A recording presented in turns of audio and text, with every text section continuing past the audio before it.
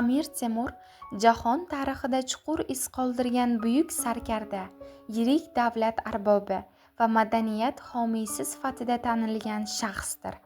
U 1336-yil 9-aprelda hozirgi O'zbekistonning Qashqadaryo viloyati Yakkabog' tumani yaqinidagi Xo'ja Ilg'or qishlog'ida tug'ilgan.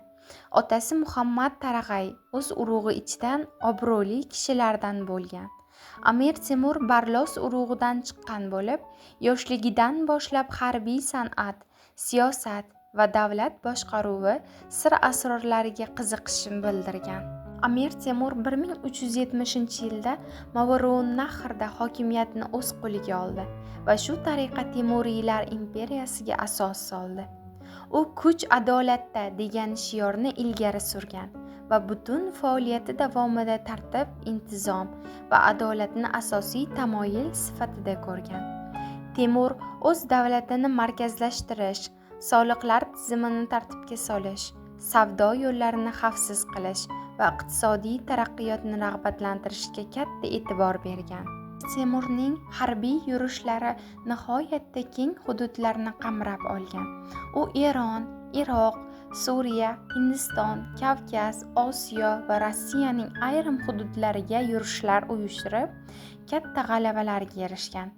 Bu yurishlar natijasida u nafaqat o'z davlatining qudratini oshirdi, balki o'sha davrdagi siyosiy tartibni ham o'zgartirdi. Ayniqsa, u 1398-yilda Hindistonga qilgan yurishi orqali Dehli sultonligi egallab, katta boyliklarni o'z yurti Samarqandga olib kelgan. Amir Temur o'z davrining dono siyosatchisi bo'lgan. U zo'r notiq, bilimdon, tartibli inson sifatida tanilgan. U o'zining Temur tuzuklari asarida davlat boshqaruvi, adolat, harbiy xizmat va axloqiy me'yorlar haqida chuqur fikrlar bildirgan. Bu asar keyingi avlodlar uchun muhim manba bo'lib xizmat qilgan. 1405-yilda Amir Temur Xitoy yurishiga otlanayotganida O'tror shahrida og'ir kasal bo'lib vafot etdi.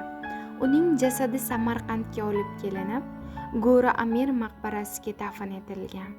Temuriylar sulolasi keyinchalik ilm-fan va madaniyatning yuksalishiga katta hissa qo'shdi. Ayniqsa, nabirasi Mirzo Ulug'bek ilm-fan rivojida muhim rol o'ynagan. Amir Temurning jasorati, siyosiy zakovati va ma'naviy merosi bugungi kunda ham o'z ahamiyatini yo'qotmagan. U nafaqat o'zbek xalqi, balki butun insoniyat tarixida faxrli o'rin egallaydi.